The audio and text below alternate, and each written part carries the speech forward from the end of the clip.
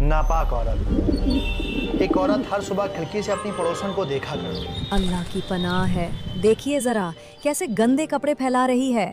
उसका शौहर पास बैठा न्यूज़पेपर पढ़ता रहता और अपनी बीवी की बात सुनकर मुस्कुरा देता। और इसी तरह दिन रातों में बदल गए, रातें हफ्तों में बदल गईं और हफ्ते महीनों में बदल गए। उस औरत को कभी पड़ोसन का घर गंदा लगता तो कभी उसके बच्चे गंदे लगते, कभी उसका किचन मैला नजर आता तो कभी उसका सहन गंदा नजर आता। वो देखो कैसे मैले कपड़ों में नमाज पढ़ रही है। बताइए जरा, इस नापाकी में नमाज होती होगी इसकी? दिखने में तो पढ़ी लिखी लगती है। ये सामने वाली पड़ोसी अपनी पड़ोसन के अंदर 100 कमियां निकालती रहती, लेकिन एक दिन वो हैरान रह गई। अरे इधर आइए। अरे क्या है? अरे आइए तो।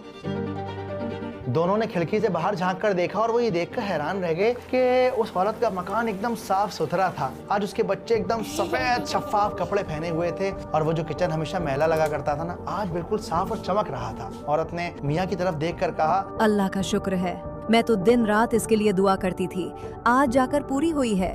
उसका शौहर मुस्कुराया और मुस्कुराकर बोला कि आज मेरी आंख जल्दी खुल गई थी तो मैंने सोचा अपने घर की खिड़की साफ कर लूं। क्या?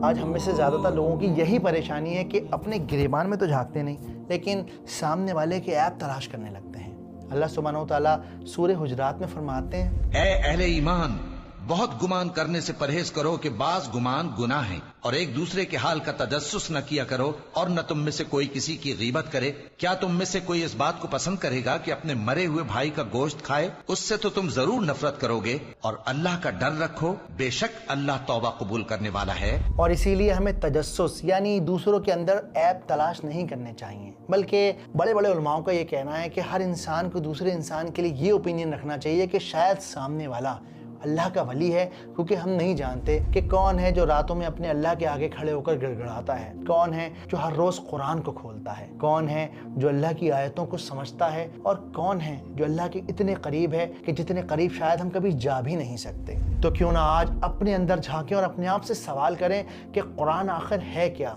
ऐसी क्या वजह है कि मैंने ज़िंदगी के इतने साल गुजार दिए लेकिन कभी ये ख्याल ना गुजरा कि अपने अल्लाह को जानूं, उसकी किताब को समझूं। क्या है कुरान के 6 मकसद और किस तरह कुरान हमें अल्लाह की तरफ बुलाता है? अगर आप ये सब नहीं जानते और अल्लाह सुब्हानहू तआला की किताब को दिलकश अंदाज से जानने के ख्वाहिशमंद हैं तो रियली मकतूब के चैनल पर जाकर आप कुरान पर बनी वीडियोस को देख सकते हैं।